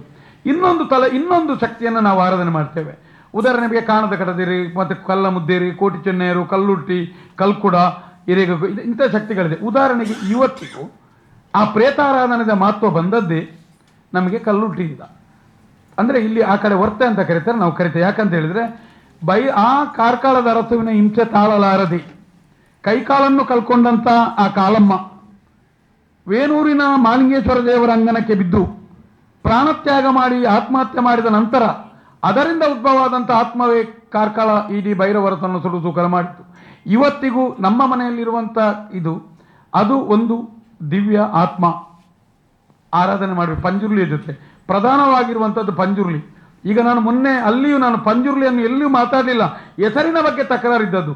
ಯಾಕಂತ ಹೇಳಿದ್ರೆ ನಮ್ಮ ಗುರು, ಈಗ ನೀವು ಹೋದಲ್ಲೆಲ್ಲ ಗುರು ಕೈ ಬಿಡ್ಪುಣೆ, ದೈವಾನುಕೂಲ ಇಲ್ಲ, ದೈವಾಧೀನರಾದರು, ಇದೆಲ್ಲವೂ ಪಂಜುರ್ಲಿಗೆ ಸಂಬಂಧಪಟ್ಟ ವಿಚಾರ. ಈ 16ಕ್ಕೆ ಸೇರಿಸುವುದಿಲ್ಲ, ಪಂಜುರ್ಲಿಗೆ ಸೇರುವಂಥದ್ದು. ಹಾಗಾಗಿ ನಮ್ಮ ಅಲಿಯಕಟ್ಟಿನ ನಿಯಮದ ಪ್ರಕಾರ ಪ್ರೇತಾವು ನಮ್ಮಲ್ಲಿ ಇದ್ದೇ ಇದೆ. ಮಕ್ಕಳ ಕಟ್ಟಿನಲ್ಲಿ ಅದನ್ನು ಮೋಕ್ಷ ಕೊಡ್ತಾರೆ. ಅಲ್ಲಿ ನಿಮಗೆ ವರ್ಷಕ್ಕೊಮ್ಮೆ ಸಾರ್ಧ ಮಾತ್ರ. ನಮ್ಮಲ್ಲಿರುವಂಥದ್ದು ಪ್ರತಿಯೊಂದು ಮನೆಯಲ್ಲಿ ನಾವು ಇವತ್ತಿಗೂ ಏನಾದರೂ ಅನ್ನಗಿನ್ನ ಮಾಡಿದರೆ, ಒಳ್ಳೆಯ ಊಟ ಮಾಡಿದರೆ ಮೇಲೆ ತಡ್ಯದಲ್ಲಿಟ್ಟು ಇದು ನಿಮಗೆ ಅಂತ ಹೇಳಿಕೊಡುವ ನಿಯಮ ಇದೆ. ನಿಮ್ಮ ದೈವಾರಾಧನೆ ತಪ್ಪುಗಳ ಬಗೆಗಿನ ಚರ್ಚೆಗಳಿದೆ, ಆ ವಾದಗಳಿದೆ, ಸೋಷಿಯಲ್ ಮೀಡಿಯಾಗಳಲ್ಲಷ್ಟೇ ಚರ್ಚೆ ಆಗ್ತಾ ಇದೆ. ಅಂದ್ರೆ ಈ ಚಾಕರಿ ವರ್ಗದವರು ಇರ್ಬೋದು, ಗೊತ್ತಿನ ಮನೆಯವರು ಇರ್ಬೋದು, ಅಥವಾ ದೈವಾರಾಧಕರು ಇರ್ಬೋದು, ಅವ್ರು ಯಾಕೆ ಮುಖ್ಯವಾಹಿನಿಗೆ ಒಂದು ನಿಮ್ಮ ಜೊತೆ ನಿಲ್ತಾ ಇಲ್ಲ? ಅಂದ್ರೆ ನಾವು ತಪ್ಪು ಮಾಡ್ತಾ ಇದ್ದೀವಿ ಅಂದ್ರೆ ನಿಮ್ಮ ಜೊತೆ ನಿಂತು ಮಾತನಾಡುವಂಥದ್ದು ಮಾಡ್ತಾ ಇಲ್ಲ. ಇದು ನಿಮ್ಮ ಏಕಾಂಗಿ ಹೋರಾಟವಾ? ಅವ್ರು ಯಾರು ನಿಮ್ಮ ಜೊತೆಗೆ ಇಲ್ವಾ? ಯಾಕೆ ಅದು ಈ ರೀತಿ ಆಗ್ತಾ ಇದೆ? ಇಲ್ಲಿ ಏನಂತ ಹೇಳಿದ್ರೆ ನೋಡಿ, ಈ ಮುಂಚೆ ಪ್ರತಿ ಮನೆಯಲ್ಲೂ ಒಂದೊಂದು ಹಿರಿತನಗಳೆಲ್ಲಿತ್ತು. ಈಗಿನ ಪರಿಸ್ಥಿತಿ ಏನಾಗಿದೆ ಅಂತ ಈ ತಲೆಮಾರು, ಈಗ ಮುಂದಿನ ತಲೆಮಾರು, ನಾವೆಲ್ಲ ನಮಗಿಂತ ನೀವು ಕಿರಿಯರಿದ್ದೀರಾ, ಖಂಡಿತ ನೋಡ್ತೀರಿ ಇದೆಲ್ಲ ಪಾಲನೆ ಆಗ್ತದೆ. ಈ ಸ್ವತಂತ್ರ ಭಾರತದ ನಮ್ಮ ಭೂಮಸೂದೆ ಕಾನೂನಿನ ನಂತರದ ದಿನಗಳಲ್ಲಿ ಅನೇಕ ಜನರಿಗೆ ಏನಾಗಿದೆ ಅಂತ ಹೇಳಿದರೆ, ಈಗ ಪ್ರಸ್ತುತ ಅವರಿಗೆ ಅದರ ಮೇಲಿನ ಹೆಸರು ಮಾತ್ರ ಬೇಕು. ನೀವು ಈಗ ಅವನಿಗೆ ದೈವಾರಾಧನೆ ಬಗ್ಗೆ ಆ ಗೊತ್ತಿನವನಿಗೆ ಇದೆಯಲ್ಲ, ನೀವು ಅವನನ್ನು ಕರೆದು ಒಂದು ಚಿಕ್ಕ ಬೊಂಡ ಕೊಡಿ ಅಂತ ಅವನಿಗೆ ಹೇಳ್ತಾನೆ, ದಾನೆ ತೋಜ ಬೊಂಡದಾನೆ ಇಲ್ಲಿ ಅಂತ ಕೇಳ್ತಾನೆ ಅವನು. ಅಂದರೆ ಆ ಗುತ್ತಿನ ಅವನ ವ್ಯಕ್ತಿಗೆ ತೊಂದರೆ ಆದಾಗ ಅವನಿಗೆ ನೋವಾಗ್ತದೆ. ಇಲ್ಲಿ ಅವನಿಗೆ ದೈವದ ಹೆಸರು ಬೇಕು, ದೈವದ ಹೆಸರಿನಲ್ಲಿ ವೇಷ್ಟಿಯಾಗಿ ನಿಲ್ಬೇಕು, ಅವನು ಮದುವೆಗಾದ್ಲಿ ಹೆಸರು ಬೇಕು, ಆ ಗುತ್ತು ಈಗ. ಆದರೆ ನನ್ನ ದೈವಕ್ಕೆ ಬಾರಣೆ ಇಲ್ಲ, ಸರಿ ಇಲ್ಲ, ಒಂದೇ ಒಂದು ಪ್ರಾಕೃತಿಕ ಆಹಾರದಿಂದ ಬಾರಣೆ ಕೊಡ್ತಾ ಇಲ್ಲ, ಒಂದು ಕೇಪುಲು ಇಲ್ಲ, ಕಲಿ ಇಲ್ಲ, ಈ ರೀತಿಯಾಗಿ ಎಲ್ಲಿಯೂ ಅನೇಕ ಕಡೆಗಳಲ್ಲಿ ಈ ಅವ್ಯವಸ್ಥೆಗಳು ಮುಂದಾಗಿದೆ. ಯಾವ ಮನೆಯ ಗುತ್ತಿನ ಮನೆಯ ಕಂಬಳಗಳು ಸಾಗೋಲಿ ಆಗದೆ ಬಿದ್ದಿದ ಆ ನಿನ್ನ ಮನೆ ಆ ಗುತ್ತಿನ ಮನೆಗಳು ನಾಶ ಆಗಿದೆ. ನಿಮಗೆ ವಿಜಯ ಬ್ಯಾಂಕ್ ಮುಳುಗಡೆ ಆದಾಗ ನೋವಾಗಿದೆ, ಗುತ್ತಿನ ಮನೆಗಳು ನಾಶ ಆದಾಗ ನೋವಾಗಲಿಲ್ಲ, ಕಂಬಳ ಗದ್ದೆಗಳಿದಾಗ ನೋವಾಗಲಿಲ್ಲ. ಆದರೆ ಇದು ಏಕಾಂಗಿ ಹೋರಾಟ ಆಗಲಿಕ್ಕೆ, ಇದು ಸಾರ್ವತ್ರಿಕವಾದ ಸಂಘಟನಾತ್ಮಕ ಹೋರಾಟವಲ್ಲ. ಇದು ದೈವಾರಾಧನೆ ಏನು ಅಂತ ಹೇಳಿದರೆ, ಅನೇಕ ಕಡೆಗಳಲ್ಲಿ ನಮಗೆ ನಾವು ಹೇಳ್ತೇವೆ ಇದೆಲ್ಲ ಬೇಡ, ಏನಂತ ಗೊತ್ತಾ, ಒಂದು ಬಿಸಾಡಿ ಬಿಡುವ, ಇದು ಪ್ರಕೃತಿಯಲ್ಲಿ ತೇಲಾಡ್ತಾ ಇರಲಿ, ಇದು ನಮ್ಮ ಉದ್ದೇಶ ಅಷ್ಟೇ. ಏನಾಗ್ತದೆ ಅಂತ ಹೇಳಿದರೆ, ಒಂದು ನೀವು ಇದನ್ನು ಪರಿವರ್ತನೆ ಮಾಡಲಿಕ್ಕೆ ಹೋಗಲಿಕ್ಕೆ, ನಾನೇ ಅದರ ಇದು ಮಾಡಲಿಕ್ಕೆ, ಇದು ನೀವಾಗಲಿ ನಾವಾಗಲಿ ಹೋಗಬಾರ್ದು. ವಿಚಾರ ಇಷ್ಟೇ, ನಿಮಗೆ ಇಷ್ಟ ಇದ್ದರೆ ನೀವೀಗ ಮನೆಯಲ್ಲಿ ಹೋಗಿ ಹೆಂಡತಿ ಮಕ್ಕಳ ಹತ್ರ ಚರ್ಚೆ ಮಾಡಿ, ಸತ್ಯಾಂಶ ಇದ್ದರೆ ನಿಮ್ಮೊಟ್ಟಿಗೆ ನೀವು ಅದನ್ನು ಅಳವಡಿಸಿಕೊಂಡು ಬಂದು ಇದಾಗಬೇಕು ದೇವಾರಾಧನೆಯನ್ನು. ಇದು ಏಕಕಾಲದಲ್ಲಿ ನೀನು ಇದಮಿತ್ತಮ್ ಈಗ ಮತ್ತೆ ಎಲ್ಲ ಒಂದು ಅಗೆಲುಗಳೆಲ್ಲ ಇದು ಇದಮಿತ್ತಮ್ಮಾಗಿ ಈ ರೀತಿ ಅಂತ ನಿಯಮ ಅಲ್ಲ. ಒಂದು ದೈವದ ಅಗೆಲು ಅಲ್ಲ, ದೈವದ ನೇಮಗಳಂದ್ರೆ ಏನು? ನಿಮ್ಮ ಮನೆಯಲ್ಲಿರುವಂಥ ಅಕ್ಕಿ, ತೆಂಗಿನಕಾಯಿ, ಬಾಳೆ ಎಲೆ, ತಿರಿ, ಹೂ, ಎಣ್ಣೆ, ನೀರು, ಹಾಲು ಆಯ್ತಲ್ಲ, ಒಟ್ಟು ಏನು ಹೇಳ್ತದೆ, ಪ್ರಾಕೃತಿಕವಾದ ಆಹಾರವನ್ನು ನಿಯಮಬದ್ಧವಾಗಿ ಸ್ವಚ್ಛವಾಗಿ ಕೊಡು. ಒಳ್ಳೆಯ ವಾಕ್ ಇರಲಿ. ವಾಕ್ ಅಂತ ಹೇಳಿದ್ರೆ ನಿಮ್ಗೆ ಗೊತ್ತಿದೆ, ವಿದ್ಯೆಯೇ ಇಲ್ಲದಂಥ ದೈವ ಕಟ್ಟುವವರಿಗೂ ಮತ್ತೆ ಪಂಚೇಂದ್ರಿಯ ದಶೇಂದ್ರಿಯದ ಮುಖಾಮುಖಿಯ ಜೊತೆಗೆ ಒಂದಷ್ಟು ಅವರಿಗೆ ಜ್ಞಾನ, ಪ್ರಜ್ಞೆ, ಮೇಧಗಳು ಇರಬೇಕಾಗ್ತದೆ. ಆ ಮಿಲನವೇ ಅಲ್ಲಿ ಒಂದು ಶಕ್ತಿ. ಉದಾಹರಣೆಗೆ ಒಬ್ಬೊಬ್ಬ ನೇಮ ಕಟ್ಟುವವರು 10 ಕಡೆ ಕಟ್ಟಿ 10 ಹೆಸರುಗಳನ್ನು ಕರೀತಾರೆ ಅಲ್ಲಿ ತಪ್ಪದೆ ಕ್ರಮಬದ್ಧವಾಗಿ. ಅಲ್ಲಿಯ ನಿಯಮಗಳು ಅಂದರೆ ಆ ನೆನಪಿನ ಶಕ್ತಿ, ಜ್ಞಾನದ ಜೊತೆಗೆ ಒಂದು ಶುದ್ಧವಾದ ಆಹಾರದ ಜೊತೆಗೆ ಒಂದು ಪರಿಪೂರ್ಣ ಒಂದು ಸ್ವಚ್ಛತೆಯ ಜೊತೆಗೆ ನೀವು ಬಡಿಸು. ಇದನ್ನೇ ದೈವಾರಾಧನೆ ಅಂತ ಹೇಳುವಂಥದ್ದು. ಇದಕ್ಕೆ ಬಣ್ಣ ಅದು ಬೇರೆ. ಅದು ಏನಾಗಿದೆ ಅಂತ ಹೇಳಿದರೆ, ಈಗ ಎಲ್ಲರಿಗೂ ಹೆಸರು ಬಂದದ್ದು ನೋಡಿ ದೈವದಿಂದ. ಎಲ್ಲರಿಗೂ ಈಗ ಗೆದ್ದ ನಂತರ ಈಗ ನೀವು ಕಾಣ್ತಾ ಇದ್ದೀರಲ್ಲ, ನನ್ನ ಮಗನಿಗೆ ಕೆಲಸ ಆಯ್ತು, ಇನ್ನು ಯಾರು ನೋಡ್ಕೊಳ್ಳೋದು? ಈ ಜಾಗವನ್ನು 7 ಎಕರೆ ದೈವವನ್ನು ಮಾರಿ ಈಗ ಬಂದು ಇಲ್ಲಿ 1200 ಸ್ಕ್ವೇರ್ ಫೀಟ್ನ ಫ್ಲ್ಯಾಟಲ್ಲಿ ಕೂತಿದ್ದಾರೆ. ಏನು ಮಾಡೋದು? ನಮ್ಮಿಂದ ನಿಮ್ಮಿಂದ ಇದನ್ನು. ಆದರೆ ನಾವು ಎಲ್ಲರ ಹತ್ರ ಮಾಧ್ಯಮ ಮಿತ್ರರಾಗಲಿ, ಈಗ ನಾಳೆ ಎಲ್ಲರ ಹತ್ರ ಹೇಳುವಂಥದ್ದು ಇಷ್ಟೇ, ನಮ್ಮ ಕೆಲಸಗಳನ್ನು ಮಾಡ್ತಾ ಹೋಗೋಣ ಅಂತ ಹೇಳುವಂಥದ್ದು ಇದು ನೋಡಿ. ಈಗ ನೀವು ಹೇಳ್ತೀರಲ್ಲ, ಇಷ್ಟು ವರ್ಷದಿಂದ ನಮ್ಮ ಒಂದು ಶಾಲಾ ಪಠ್ಯ ಪುಸ್ತಕಗಳಲ್ಲಿ ಆದರೂ ತುಳುನಾಡಿನ ದೈವಾರಾಧನೆಗೆ ಸಂಬಂಧಪಟ್ಟಂಥ ಒಂದು ದೈವಗಳ ಹೆಸರಾಗಲಿ, ದೈವದ ಆಹಾರ ಪದ್ಧತಿ ಆಗಲಿ, ದೈವದ ರೀತಿ ನೀತಿ ಆಗಲಿ, ಸಾರ್ವಜನಿಕವಾದಂಥ ವಿಚಾರಗಳ ಇದೆಯಾ? ಎಲ್ಲಿ ಜ್ಞಾನ ಸಿಗ್ತದೆ? ಹಿರಿಯರು ಹೇಳುವ ಪರಿಸ್ಥಿತಿ ಇರಲಿಲ್ಲ. ಒಂದು 80 ವರ್ಷದವನ ಎದುರು 12 ವರ್ಷದವನು ದೈವಕ್ಕೆ 1.5 ಗಂಟೆ ಪಾರಿ ಹೇಳ್ತಾನೆ, ಇರಬೇಕಲ್ಲ. ನಿಮ್ಮ ಮನೆ ನೋಡಿ, ಇಲ್ಲಿ ನಿಮಗೆ ದೈವ ಅನುಭವಿಸಲಿಕ್ಕೆ ಸಿಗ್ತಾ ಇಲ್ಲ. ಈಗ ಮುಂಚೆ ಎಲ್ಲವನ್ನೂ ನಮ್ಮ ಯಜಮಾನರೇ ಮಾಡುವಂಥದ್ದು. ಈಗ ತಂತ್ರಿಯವರು ಬರ್ತಾರೆ, ಅವರ ವರ್ಷಕ್ಕೆ ಪೂಜೆ ಮಾಡ್ತಾರೆ, ಅವರು ಹೋಗ್ತಾರೆ, ಅವರ ಬ್ರಹ್ಮ ಕೆಲಸ ಮಾಡ್ತಾರೆ, ಹೋಗ್ತಾರೆ. ನಿಮಗೂ ಅದಕ್ಕೂ ಬಂದ ಇಲ್ಲ. ಈ ಕಡೆ ನೀವು ಬಂದಾಗ ನೀವು ದೈವಕ್ಕೆ ನಿಜವಾಗಿ ನಿಂತೆರಡು ಹಾರಿ ಹೇಳ್ಬೇಕು. ಯಾರೊಬ್ಬ 3ನೇ ವ್ಯಕ್ತಿ ಪಾರಿ ಹೇಳ್ತಾನೆ, ನಿಮಗೂ ದೈವಕ್ಕೂ ಬಂದ ಇಲ್ಲ. ನೀವು ಬಡಿಸಬೇಕು, ನಮಗೆ ಅನುಭವ ಇಲ್ಲ. ಯಾರೋ ಒಬ್ಬ ಬಂದು ಬಡಿಸ್ತಾನೆ. ಮನೆಯ ಗೋವಿಗೆ, ಮನೆಯ ಮಗುವಿಗೆ ನಮ್ಮ ಮನೆಯಲ್ಲಿ ತಾಯಿ ನಮ್ಮ ಕೈಯಾರೆ ಕೊಡಬೇಕು ಅಂತ ನಿಯಮ ಇದೆ. ಇವತ್ತು ನಿಮ್ಮ ದೈವವು ಒಬ್ಬ 3ನೇ ವ್ಯಕ್ತಿಯ ಕೈಯಲ್ಲಿ ನಲಗ್ತಾ ಇದೆ. ನನ್ನ ಮನೆಯ ಮಗು ಇನ್ನೊಬ್ಬ ಕೆಲಸದವಳ ಕೈಯಲ್ಲಿದೆ. ಎಲ್ಲರೂ ಬ್ಯುಸಿಯಾಗಿದೆ. ಹಾಗಾಗಿ ಈಗ ನಿಮಗೆ ದೈವವನ್ನು ಎಂಜಾಯ್ ಮಾಡಲಿಕ್ಕೆ ಸಿಗ್ತಾ ಇಲ್ಲ. ಮುಂಚೆ ಎಲ್ಲವೂ ನಿಮಗೆ ಒಂದು ಮಗುವಿಗೆ ತೊಟ್ಟಿಲು ಹಾಕುವಾಗ ಒಂದು ನಿಯಮ ಇದೆ. ನೋಡಿ, ಮಿತ್ರದೊಂದು ಚೆನ್ನೆರೆಗಳು ಕಟ್ಟಬೇಕು, ಒಂದು ಆಳೆ ಕಟ್ತಾರೆ, ಮತ್ತೆ ಅಂಬಿಯಲ್ಲಿ ಕೊಂಡೋಗಿ ಇದು ಕದಿಕೆ ಬಂತು ಇಡ್ತಾರೆ, ಅದಕ್ಕೆ ಬಳಿಸ್ತಾರೆ, ಒಂದು ತೂಗ್ತಾರೆ, ಒಟ್ಟು ಅಷ್ಟು ಮಕ್ಕಳು ನೋಡ್ತಾರೆ, ಅಲ್ಲಿಂದ ಆರಂಭ ಹೋಗ್ತಾರೆ. ಒಂದು ಚಿಕ್ಕ ಮಕ್ಕಳು ನೋಡಿ, ನಾವೆಲ್ಲ ಚಿಕ್ಕಂದಿರುವಾಗ ಕೋರಿ ಕೊಯ್ಲಿಕ್ಕಿದ್ರೆ ನಮ್ಮ ಮಕ್ಕಳಲ್ಲಿ ಕೊಡ್ತಾರೆ, ಓಡ್ತೇವೆ. ಅಯ್ಯಂಗಾಯಿಗೆ ಕಲ್ಲು ಬಿಸಾಡುವಾಗ ಅಲ್ಲಿ ನಾವು ಆ ತೆಂಗಿನಕಾಯಿ ಎತ್ತೇವೆ, ಅಲ್ಲಿಂದ ಬರ್ತೇವೆ. ಈ ಜೋಡಣೆಗಳ ಮುಖಾಂತರ ನೋಡುತ್ತಾ ಅದು ಬರುವಂಥದ್ದು. ಈಗ ಮಕ್ಕಳನ್ನು ಬಿಡುವುದಿಲ್ಲ, ಎಕ್ಸಾಮ್ ಇದ್ರೆ ನೇಮಕ್ಕೆ ಕರ್ಕೊಂಡು ಬರೋದಿಲ್ಲ. ನೇಮಗಳು ಇಡುವಂಥದ್ದು ನಿಮ್ಮ ಸರಕಾರಿ ರಜೆಯ ದಿನ. ಎಲ್ಲಿ ಇದೆ ಸ್ವಾಮಿ? ಎಲ್ಲಿದೆ? ಅಲ್ಲಂದ್ರೆ ನೀವು ಹೇಳ್ತೀರಿ ಲಿಖಿತವಾಗಿ ಯಾವುದು ಬರ್ದಿಟ್ಟಿಲ್ಲ ಅನ್ನುವಂಥದ್ದು. ಈಗ ರವಿಪ್ರಸನ್ನರೇ ಆಗಲಿ ಮತ್ತೊಬ್ಬರೇ ಆಗಲಿ, ಅಲ್ಲಿ ನೀವು ಹೇಳಿದ್ರೆ ಆಗಲಿ ವಾರಾಹಿ ಪಂಜುರ್ಲಿ ಅನ್ನುವಂಥದ್ದು ಇಲ್ಲ ಅನ್ನುವಂಥದ್ದು. ಆದ್ರೆ ಆ ಮಣ್ಣಿನಲ್ಲಿ, ಆ ಬಾರೆಬೈಲಿನ ಮನೆಯಲ್ಲಿ ಸುಮಾರು ವರ್ಷಗಳ ಹಿಂದೆ ಅದನ್ನ ಅಲ್ಲಿ ಪ್ರತಿಷ್ಠೆ ಮಾಡಿದ್ದಾರೆ. ಅದು ಯಾರೋ ರವಿಪ್ರಸನ್ನರು ಮಾಡಿದ್ದಲ್ಲ, ಅದು ಬೇರೆ ಯಾರೋ ಮಾಡಿದ್ದಲ್ಲ. ಆಗ ಈ ರೀತಿಯಾಗಿ ಆ ನಂಬಿಕೆಗಳ ಬಗ್ಗೆ ಚರ್ಚೆ ಆದಂತ ಸಂದರ್ಭದಲ್ಲಿ ಅದನ್ನ ಅವ್ರು ರವಿಪ್ರಸನ್ನನವರ ಪ್ರಸನ್ನ ಇಲ್ಲ ಅಥವಾ ಬೇರೆ ಯಾರು ಅದನ್ನ ಅಲ್ಲಿ ಸೇರಿಸಿದ್ದಾರೆ ಅನ್ನುವಂಥದ್ದು ಆಗುತ್ತಾ? ಅಂದ್ರೆ ಅವರ ಹಿಂದಿನ ಯಾರು ಹಿರಿಯರು ಮಾಡಿದ್ದಾರೆ ಅದನ್ನ ಅವ್ರು ಮುಂದುವರಿಸಿಕೊಂಡು ಹೋಗ್ತಾ ಇದ್ದಾರೆ. ಈಗ ನನ್ನ ಪ್ರಶ್ನೆ ಅಲ್ಲಿ ಪಂಜುರ್ಲಿಯ ಪ್ರಶ್ನೆ ಅಲ್ಲ. ವಾರಾಯಿ ಅಂತ ಹೆಸರು ಅದು ಇತ್ತೀಚೆಗೆ ಈಗ ಅನೇಕ ಕಡೆ ಈಗ ಧೂಮಾವತಿ ಇಲ್ವಾ, ಅನೇಕ ದ್ವಾರಗಳನ್ನು ನೋಡಿ ಅಂತೆ 10 ವರ್ಷಗಳಿಂದ ಅದು ಜುಮಾದಿ ಆಗಿತ್ತು. ಅದೇ ರೀತಿ ಇಲ್ಲಿಯೂ ಒಂದು ಹಂತದಲ್ಲಿ ಪರಿವರ್ತನೆ ಆಗಿದೆ. ಆ ಸಮಯದಲ್ಲಿ ಕೆಲವು ಕಡೆಗಳಲ್ಲಿ ಕೆಲವೆಲ್ಲ ಚರ್ಚೆ ಇಲ್ಲ, ಎರಡು ಕಡೆ ಇದೆ. ನೀವು ಈಗ ನಿಮ್ಮ ಹೆಂಡತಿಯನ್ನ ಕುಟುಂಬದ ಒಂದು ದೈವದ ಕಡೆ ಕರ್ಕೊಂಡು ಹೋದರೆ ಅಲ್ಲಿ ಒಂದು ತಪ್ಪು ನಡೀತಾ ಇದೆ ಅಂತ ತಿಳ್ಕೊಳ್ಳುವ. ನೀವು ಹೇಳ್ತೀರಿ, ಈಗ ನನ್ನಲ್ಲಿ ಕೇಳಿದಾಗ ಬಿಟ್ಟು ಇದೆಲ್ಲ ಸರಿಯಲ್ಲ, ಇದನ್ನು ಈಗ ಮಾಡಬಾರ್ದಂದಾಗ ಉದಾಹರಣೆಗೆ ನಿಮ್ಮ ಹೆಂಡತಿ ನಂಕದೆಲ್ಲ ಕೊರತು ಪೋಯಿ ಅಂತೇಳಿ ಅದನ್ನು ನಿಮ್ಮನ್ನು ಹೇಳ್ಕೊಳ್ತಾಳೆ. ಈಗ ಯಾವುದೇ ದೈವದ ವಿಷಯ ಆಗಿರ್ಬೋದು, ಎಷ್ಟೇ ಒಂದು ಸ್ಟಡಿ ಮಾಡಿರ್ಬೋದು, ನೀವು ಮಾಡಿದ ಸ್ಟಡಿ ಮಾತ್ರ ಯಾಕೆ ಸತ್ಯ? ನಿಮಗೆ ಗೊತ್ತಿಲ್ಲದ ವಿಷಯಗಳು ಇನ್ನೂ ಕೂಡ ಇರ್ಬೋದಲ್ಲ ಸರ್. ತುಳುನಾಡು ಅನ್ನುವಂಥದ್ದು ದೊಡ್ಡದು, ದೈವಾರಾಧನೆ ಅನ್ನುವಂಥದ್ದು ತುಂಬಾ ವಿಸ್ತರಣೆ ಇರುವಂತಹದ್ದು. ನಿಮಗೆ ಗೊತ್ತಿಲ್ಲದೆ ಇರೋದು ಬೇರೆಯವರು ಮಾಡ್ತಿದ್ರೆ ಅದು ಯಾಕೆ ತಪ್ಪಾಗ್ತದೆ? ಸರಿ, ದೈವಾರಾಧನೆಯನ್ನು ಸ್ಟಡಿ ಮಾಡ್ಲಿಕ್ಕೆ ಆಗುದಿಲ್ಲ. ಹುಟ್ಟುತ್ತಾ ಎಲ್ಲವನ್ನು ನೋಡ್ತಾ ಬರುವಂತ. ಈಗ ನಾವು ಈ ನನ್ನ ಕುಟುಂಬದ ನನ್ನ ಗ್ರಾಮದ ಸಂಧಿಪಾರ್ಧಾನ, ಆಹಾರ ಪದ್ಧತಿ, ವಿಚಾರ ಎಲ್ಲವೂ ನಮಗೆ ಅಧ್ಯಯನವಾಗಿ ನನ್ಗೆ ಗೊತ್ತಿದೆ. ಹಾಗಂತೇಳಿ ಅದನ್ನು ಇನ್ನೊಂದು ಕಡೆ ಹೇರಲಿಕ್ಕೆ ಆಗುದಿಲ್ಲ. ಒಂದು ಗುತ್ತಿನಿಂದ ಇನ್ನೊಂದು ಗುತ್ತಿಗೆ ಗುತ್ತುಗಳು ಚೇಂಜ್ ಆಗ್ತದೆ, ಹೆಸರುಗಳು ಚೇಂಜ್ ಆಗ್ತದೆ, ಬಾರ್ನೆ. ಆದರೆ ಏನಂದ್ರೆ ಈ 16 ನಿಯಮಗಳಿದೆಲ್ಲ ಇದು ಎಲ್ಲ ಕಡೆ ಒಂದೇ ಇರ್ತದೆ.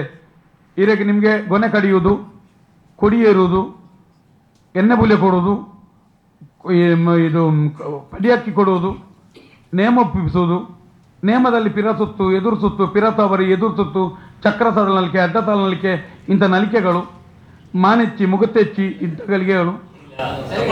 ನಿಮ್ಮ ಇದರ ಪಾಯಿಂಟ್ಗಳಲ್ಲಿ ನಿಮ್ಮ ಇದರ ಆಚರಣೆಗಳ ಬಗ್ಗೆ ನೀವು ಹೇಳುವಾಗ ನಿಮ್ಮ ಅಥೆಂಟಿಕ್ ಕೆಲವೊಂದು ವಿಷಯಗಳು ಹೌದು ಅಂತ ಕಾಣ್ತದೆ. ಆದ್ರೆ ನಿಮ್ಮ ತಿಳ್ಕೊಂಡದ್ದು ನಿಮಗೆ ಬಂದದ್ದು ಇರ್ಬೋದು. ಈಗ ದಯಾನಂದ ಕತ್ತಲ್ ಸರ್ ಹೇಳಿದ್ರೆ ಅವರು ಬೇರೊಂದು ಅವರ ಪದ್ಧತಿಗಳನ್ನ ಹೇಳ್ತಾರೆ, ಇನ್ನೊಂದು ಒಬ್ಬೊಬ್ಬರು ಅವರವರದೇ ಪದ್ಧತಿಗಳನ್ನ ಹೇಳ್ತಾರೆ. ನಿಮ್ಮ ಮೇಲೆ ಇರುವಂತ ಆರೋಪ ಏನ್ ಹೇಳಿದ್ರೆ ನೀವು ಒಂದು ವರ್ಗವನ್ನ ಅದು ಮಾಡಿದ ತಪ್ಪು, ಅವರು ಹಾಳು ಮಾಡಿದ್ದು. ಈಗ ವೈದಿಕ ವರ್ಗ ಅಂತ ಹೇಳುವಾಗ ಒಂದು ಇಲ್ಲಿಯ ಲೋಕಲ್ ಅಂದ್ರೆ ಮಧ್ವಾಚಾರ್ಯರು 1000 ವರ್ಷಗಳ ಇತಿಹಾಸ ಇರ್ಬೋದು, ಅಂದ್ರೆ ಬ್ರಾಹ್ಮಣರು ಆ ಪ್ರಕಾರ ವೈದಿಕ ವರ್ಗ ಅಂತ ಹೇಳ್ತಾರೆ. ನೀವು ಮೂಲಕ್ಕೆ ಹೋಗ್ತೀರಾದ್ರೆ ಎಷ್ಟು ಮೂಲಕ್ಕೆ ಹೋಗ್ತೀರಿ ಅನ್ನೋಂಥ ಪ್ರಶ್ನೆ. ಒಂದು ನೀವು ತಿಳ್ಕೊಂಡದ್ದು, ನೀವು ಅದನ್ನು ನಿಮ್ಮ ಲೆವೆಲ್ಗೆ ತಿಳ್ಕೊಂಡದ್ದು ಒಂದು ನೆನಪಿಡಿ. ಎಲ್ಲಿಯಾದರೂ ಈಗ ಉದಾಹರಣೆಗೆ ಈಗ ವೇದಿಕೆಯಲ್ಲಿ ಬೇಡ, ನಾನು ಕಂಡ ಜಾಗದಲ್ಲಿ ಇಂಥವರ ಬಗ್ಗೆ ನೋಡಿ ಮಾತಾಡಿದ್ದು ನಿಮಗೆ ಇನ್ನೊಂದು ಬೇಕಿದ್ರೆ ಪರ್ಸನಲ್ ಆಗಿ ಸಿಗ್ತೇನೆ. ನಾನು ಎಲ್ಲಿ ವಿರೋಧ ಮಾಡ್ತಾ ಇದ್ದೇನೆ, ಒಂದು ದೇವಸ್ಥಾನದಲ್ಲಿ ಅವರೇ ಕಮಿಟಿಯವರೇ ಬಂದು ಈ ರೀತಿಯಾಗಿ ಚರ್ಚೆ ಮಾಡಿ 70 ಲಕ್ಷ ರೂಪಾಯಿಯ 3 ದೇವರಿಗೆ ಪ್ರತಿಷ್ಠೆ ಮಾಡಲಿಕ್ಕೆ ಸಾಮಾನಿನ ಪಟ್ಟಿಯ ಜೊತೆಗೆ 36 ಲಕ್ಷ ಕೊಡಬೇಕಂತ ಗಲಾಟೆ ಆದ ದಿವಸವು ನಾನು ಹೋಗಿದ್ದೇನೆ. ನೀವು ಒಂದು ನೆನಪಿಡಿ, ನಾನು ಪ್ರತಿ ಭಾಷಣದಲ್ಲೂ ತಮ್ಮನ ವ್ಯಕ್ತಿಯನ್ನು ದಯವಿಟ್ಟು ಬ್ರಾಹ್ಮಣ ವಿರೋಧಿ ಅಂತ ಹೇಳ್ಬೇಡಿ. ಈಗ ನಾವು ಓದಲ್ಲೆಲ್ಲ ಮೊಟ್ಟ ಮೊದಲ ಬಾರಿಗೆ ಅಲ್ಲಿ ಘನಹೋಮ ಆಗುವಾಗ ಆ ಗ್ರಾಮದ ತಂತ್ರಿಯವರನ್ನು ನಾನೇ ಹೋಗಿ ಭೇಟಿಯಾಗಿ ಅಲ್ಲಿ ಅವರ ಭೇಟಿ ಮಾಡಿಸಿ ಒಳ್ಳೆಯ ರೀತಿಯಲ್ಲಿ ಅವರಿಗೆ ಚಂದದ ಸಾಮಾನನ್ನು, ಹಲಸಿನ ಕಟ್ಟಿಗೆ ತುಪ್ಪವನ್ನು ನಾನು ಕೊಂಡೋಗಿ ನಾನು ಮಾಡಿಕೊಡ್ತೇನೆ ಕುಂದೇಶ್ವರರೇ. ಅಲ್ಲ, ಅದೇ ಮಿತಿಗಿಲ್ಲ, ಮಾಹಿತಿ ಕೊಡ್ಬೇಕಲ್ಲ ಅವರಿಗೆ. ನೋಡಿ ಏನಂತ, ಯಾಕೆ ಅವರು 3 ಕೊಂಡೆ ಅಂತ ಹೇಳಿದ್ದು ಕಾಂಟ್ರಾಕ್ಟ್ ಅಲ್ಲ. ಈ ಕೆಲವು ಜನತೆ ನೀವು 3 ಕೊಂಡೆ ತುಪ್ಪ ಇಟ್ಟರೆ ಹೊಗೆ ಬಂದ ನಂತರ ಆಚೆ ನೋಡಿ ಎಲ್ಲರೂ ಹೊಗೆಯಲ್ಲಿರ್ತಾರಲ್ಲ, ಈ ಎಲ್ಲ ಚೀಲದೊಳಗೆ ಹೋಗ್ತದೆ. ಅದಕ್ಕೆ ನಾನು ಸ್ಪಷ್ಟವಾಗಿ ಪಾತ್ರೆಯಲ್ಲಿಟ್ಟು 3 ಕೊಂಡೆ ತುಪ್ಪವನ್ನು ಈಗ ಈ ಮಾತು ಈಗ ಪೂಜೆ ಮಾಡುವವರು 3 ಕೊಂಡೆಯಲ್ಲಿ ಕೆಲವು ಒಳಗೆ ಹಾಕ್ತಾರೆ ಅಂತ ಹೇಳಿದೆ. ಹಾಗೆ ನಿಮ್ಮ ಬಗ್ಗೆ ಅಧಿಕೃತವಾಗಿ ತುಂಬಾ ಆರೋಪಗಳು ಅಲ್ಲ, ಬೇಕು ಕೇಳಿ ಅಂತ. ನೀವು ಅಧಿಕೃತ ಬೇಡ, ನಾನು ದಾಖಲೆ ಕೊಡುದು ನಿಮಗೆ. ನಾನು ನಿಮಗೆ ಯಾವ ಪುರೋಹಿತರು ಎಲ್ಲಿ ತಪ್ಪು ಮಾಡಿದ್ದಾರೆ ದಾಖಲೆ ಸಮೇತ, ಪಟ್ಟಿ ಸಮೇತ ಕೊಡುದು. ತಮ್ಮನ್ನ ಶೆಟ್ಟಿಗೆ ಆರೋಪ ಬೇಡ, ನಿಮ್ಮ ದಾಖಲೆ ಬೇಕು. ಅದು ಇನ್ನು ಮುಕ್ತ ಅವಕಾಶ ಇದೆ. ಈಗ ದೇವತಾರಾಧನೆ ದೈವಾರಾಧನೆ ಬರೋದು, ಈ ದೇವತಾರಾಧನೆ ನೋಡಿದ್ರೆ ಎಷ್ಟೋ ಸಿನಿಮಾಗಳು ದೇವರ ಬಗ್ಗೆ ಬಂದು ಆಮೇಲೆ ಆ ದೇವರ ನಂಬಿಕೆಯ ಮೇಲೆ ಜಾಗೃತಿ ಆಯಿತು ದೊಡ್ಡ ಮಟ್ಟದಲ್ಲಿ. ಉದಾಹರಣೆಗೆ ನಾವೆಲ್ಲ ರಾಮಾಯಣ ಮಹಾಭಾರತ ನೋಡಿ ಬೆಳೆದವು. ಅದು ಒಂದು ರೀತಿ ಸಮಾಜಕ್ಕೆ ಒಳ್ಳೆ ಸಂದೇಶ ಕೊಟ್ಟಿದ್ದು ಬೆಳೆಯಿತು ದೇವತಾರಾಧನೆ. ಅದಕ್ಕೆ ದೈವಾರಾಧನೆ ಸಿನಿಮಾದಲ್ಲಿ ಬಂದ್ರೆ ತಪ್ಪೇನು? ಅದಕ್ಕೆ ಯಾಕೆ ಪದೇ ವಿರೋಧ ಮಾಡ್ತಾರೆ? ನಾನು ಅದರಿಂದ ಜನರಲ್ಲಿ ಒಂದು ನಂಬಿಕೆ ಜಾಸ್ತಿ. ಈಗ ತುಳುನಾಡ ದೈವಗಳ ಬಗ್ಗೆ ಒಂದು ಕಾಲದಲ್ಲಿ ತುಳುನಾಡಿಗೆ ಸೀಮಿತ ಆಗಿತ್ತು. ಇವತ್ತು ಬೇರೆ ಬೇರೆ ಜಿಲ್ಲೆಗಳಿಂದ, ಬೇರೆ ಬೇರೆ ರಾಜ್ಯಗಳಿಂದ ಇಲ್ಲಿಗೆ ಬಂದು ಅದು ಯಾವುದೇ ದೈವ ಆಗಲಿ ಆರಾಧನೆ ಮಾಡ್ತಾ ಇದ್ದಾರೆ. ಅದನ್ನು ಸ್ವಾಗತಿಸೋಣ. ಅದು ಸಿನಿಮಾದಲ್ಲಿ ಬಂದ ತಕ್ಷಣ ಯಾಕೆ ವಿರೋಧ ಮಾಡ್ತಾ ಇದ್ದಾರೆ? ಸಿನಿಮಾ ನೋಡಿ ದೈವವನ್ನು ಒಪ್ಪಬೇಡಿ. ನೀವು ಪಡಿಯಕ್ಕಿ ಕೊಡುವಾಗ ಆಗುವ ಸಂಧಿಯನ್ನು ಒಪ್ಪಿ ನೋಡಿ. ಅಲ್ಲಿ ಇರುವಂತದ್ದು ಕಥೆಗಳು, ಅದನ್ನು ಎಷ್ಟು ಕೇಳಿದಿರಿ? ಕಾಂತಾರ ನೋಡಿದ್ದೀರಿ, ಅಲ್ಲಿ ಸಂಧಿ ಪಾರ್ಧಾನ ಆಗುವಾಗ ಎಣ್ಣೆ ಬೂಲೆ ಕೊಡುವಾಗ ಅಲ್ಲ ಬೇರೆ ಬೇರೆ ಆಗುವಾಗ ಸಂಧಿಯನ್ನ ಒಂದು 1/4 ಗಂಟೆ ಆದ್ರೂ ಗಮನಿಸಿದ್ದೀರ ನೀವು? ಒಂದು 10 ನಿಮಿಷ. ನಿಮ್ಮ ಗ್ರಾಮದ ಕಟ್ಟಿ ಏನಂತ ಕೇಳ್ತೇನೆ, ಗೊತ್ತುಂಟು ನಿಮಗೆ? ಒಂದು ಗಡಿ ಅಲ್ಲ, ಗೊತ್ತಿರಬಹುದು ಗಡಿ. ಈಗ ಕಾಂತಾರ ಜಗತ್ತಿಗೆ ಒಂದು ಉತ್ತರ ಪ್ರದೇಶದವನಿಗ, ಒಂದು ಆಸ್ಟ್ರೇಲಿಯಾದವನಿಗೆ ನಿಮ್ಮ ದೈವ ಬೇಡ. ನಾನು ನಿಮ್ಮ ಹತ್ರ ಕೇಳ್ತಾ ಇದ್ದೇನೆ, ಈಗ ನಿಮ್ಮ ದೈವ, ನಿಮ್ಮ ಇದು ಯಾವುದು? ಇದು ನಮ್ದು ಅಲ್ಲೇ ಕಟ್ಟ ಮಕ್ಕಳ ಘಟ್ಟ ಉದಾಹರಣೆ. ಉದಾಹರಣೆಗೆ ಒಂದು ನಿಮ್ಮ ದೈವಕ್ಕೆ ಎಷ್ಟು ಎಲೆ ಹಾಕ್ತೇನೆ ಅಂತ ಕೇಳ್ತೇನೆ, ಎಷ್ಟು? ತಂಬಿಲಕ್ಕೆ ತೆಂಗಿನಕಾಯಿ ಎಷ್ಟು? ದೈವದ ಸಂಧಿ ಏನು? ಅಲ್ಲ, ಯಾವುದೇ ನಿಮಗೆ ದೈವ ನೀವು ಅಲ್ಲ, ಮಕ್ಕಳ ಕಟ್ಟಾದ್ರೆ ನಾನು ಕೇಳುದಿಲ್ಲ, ಅಲಿಯ ಕಟ್ಟಾದ್ರೆ ಕೇಳಿದ್ದು. ನಿಮ್ದು ಯಾವುದು ಕಟ್ಟೆ ಯಾವುದು? ಏನು ದೈವ ಇದೆ ನಿಮ್ಮಲ್ಲಿ? ಅಲ್ಲ, ನೀವು ಕಾಂತಾರದ ಕೇಳಿದಾಗ, ಜಗತ್ತಿಗೆ ನೀವು ಪ್ರಚಾರ ಇಲಾಖೆಯನ್ನು ಪಡೆದಾಗ ನಿಮಗೆ ನೀವು ಅಧ್ಯಯನಕ್ಕೆ ಹೋಗುವ ಮುಂಚೆ ನಿಮ್ಮ ದೈವಕ್ಕೆ ಎಷ್ಟು ತೆಂಗಿನಕಾಯಿ ಅಂತ ಗೊತ್ತಿರ್ಬೇಕಂತ. ಕಾಂತಾರದ ಬಗ್ಗೆ ಇಲ್ಲಿ ಇದು ದೈವಾರಾಧನೆ ಆಳದದ್ದು. ಪ್ರಶ್ನೆ 1000 ಹಾಕಲಿಕ್ಕೆ ಆಗ್ತದೆ. ನಾನು ಹೇಳುವಂಥದ್ದು, ನೀವು ಪ್ರಶ್ನೆ ಹೇಳುವಾಗ ಈಗ ನನ್ನ ದೈವದ ಸಂಧಿ ಕೇಳಿ, ನಿಮ್ಗೆ ಹೇಳ್ತೇನೆ ನಾನು. ಅಲ್ಲ, ಅವರದ್ದು ಪಾಯಿಂಟ್ ಏನ್ ಹೇಳಿದ್ರೆ, ಅಂತಹ ವಿಚಾರಗಳನ್ನು ನೀವು ಸಿನಿಮಾ ಅಥವಾ ಸಾಕ್ಷ್ಯಚಿತ್ರವಾಗಿ ಮಾಡಿ ಕೊಡ್ಬೋದಲ್ಲ, ಜನರಿಗೆ ನಾಲೆಜ್ ಬರ್ತದಲ್ಲ. ಅಲ್ಲ, ನೋಡಿ, ಈಗ ಈ ನಾಲೆಜ್ ಅಲ್ಲಿ ಇರುವಂತ ಭರತನಾಟ್ಯವನ್ನು ನೋಡಿ ಕಲೀಲಿಕ್ಕೆ ಆಗುದಿಲ್ಲ. ನೀವು ಸಿನಿಮಾದಲ್ಲಿ ನಿಮಗೆ ಅಬ್ಬರವನ್ನ, ಮ್ಯೂಸಿಕ್ ಅನ್ನ, ಒಳ್ಳೆಯ ನಿರ್ದೇಶಕರನ್ನ, ನಟವನ್ನ ಕಾಣಬಹುದು. ಆದರೆ ಇದನ್ನು ನೀವು ಸಿನಿಮಾ ಮಾಡಿ ಪಡೆಯಲಿಕ್ಕಿಲ್ಲ. ಅಲ್ಲ, ಅಭಿಮಾನ ಪಡೆಯುವುದಾದ್ರೆ ನೀವು ಬಂದು ಅಲ್ಲ, ನಾನು ಕೇಳುವಂಥದ್ದು, ಈಗ ಅವರ ಮನೆಯಲ್ಲಿ ದೈವ ಇದೆ, ಅದನ್ನು ನೋಡಿ ಆಸಕ್ತಿ ಅವರಿಗಿಲ್ಲ. ಏನೋ ಒಂದು ಕಲ್ಪನೆಯನ್ನು ನೋಡಿ ಆಸಕ್ತಿ ಪಡೆದು ಏನ್ ಮಾಡ್ತೀರಿ? ಅದು ಹೆಂಗ್ ಗೊತ್ತು? ಅದು ನಮ್ಗೆ ಸರ್, ಒಂದು ನೆನಪಿಡಿ, ಚರ್ಚೆ ಮುಂದೆ ನಾನು ಸಾರ್ವಜನಿಕ ಚರ್ಚೆ ಮಾಡ್ತೇವೆ ಅಂತ. ಅದು ಗೊತ್ತಿಲ್ಲ. ಅದನ್ನ ನೀವು ಕೇಳಿದಕ್ಕೆ ಉತ್ತರ ಕೊಡಿ. ನಾನು ಜಾರಿದ್ರೆ ಹೇಗೆ? ಅಲ್ಲ, ನಾವು ನಿಲ್ಲಿಸಿ ಕೇಳಿದ್ರೆ ಹೇಗೆ? ನೀವು 2 ದಿನ ಕೇಳಿ, ನಾ ಮಾತಾಡ್ತೇನೆ. ಅಲ್ಲ, ನಾನು ಕೇಳುದು ಅದೇ. ನಾನೀಗ ಅವರಿಗೆ ಕಾಂತಾರ ತಿಳಿಯುವ ಮುಂಚೆ, ಅಧ್ಯಯನ ಮಾಡುವ ಮುಂಚೆ ಇರ್ಲಿ ನಾನು ನನ್ನ ವಿಚಾರವನ್ನು ಮಂಡಿಸಿದ್ದು. ಎಲ್ಲರಿಗೂ ಸರಿಯಾ? ಎಲ್ಲರಿಗೂ ಧನ್ಯವಾದಗಳು. ದಯವಿಟ್ಟು ನಾನು ಮತ್ತೊಮ್ಮೆ ಹೇಳ್ತಾ ಇದ್ದೇನೆ, ಇದು ಸಂಘರ್ಷಕ್ಕಾಗ್ಲಿ, ಬಲವಂತದ ಏರಿಕೆಗಾಗ್ಲಿ ಅಲ್ಲ, ಬೇರೆ ಯಾರಲ್ಲೂ ದ್ವೇಷ ಇಲ್ಲ. ದಯವಿಟ್ಟು ಮುಂದಿನ ತಲೆಮಾರಿಗೆ ದೈವಾರಾಧನೆಯನ್ನು ಕೊಂಡೋಗ್ಲಿಕ್ಕೆ ಆರೋಗ್ಯಕರವಾದ ಚರ್ಚೆಯಾಗಲಿ ಖಂಡಿತ ಮಾಧ್ಯಮಗಳ ಸಹಕಾರ ಇರಲಿ. ನಾನು ಇಲ್ಲಿ ಯಾರು ದೈವಾರಾಧನೆಯಲ್ಲಿ ಒಬ್ಬ ವಿದ್ವಾಂಸ, ತಿಳಿದವನು, ಜ್ಞಾನಿ ಎಂಬ ಮಾತಿಲ್ಲ. ದೈವಾರಾಧನೆಯಲ್ಲಿ ಗುರಿಕಾರ, ಚಾಕಿರಿಯವನು ಮಾತ್ರ. ತಮ್ಮಣ್ಣ ಶೆಟ್ಟಿ ಅತಿಜ್ಞಾನಿಯಾಗಿ ಇಲ್ಲಿ ಬಂದೇ ಇಲ್ಲ. ನಿಮಗೆಷ್ಟು ಗೊತ್ತಿದೆ ಅಷ್ಟೇ ನಮಗೂ ಗೊತ್ತಿರುವಂಥದ್ದು.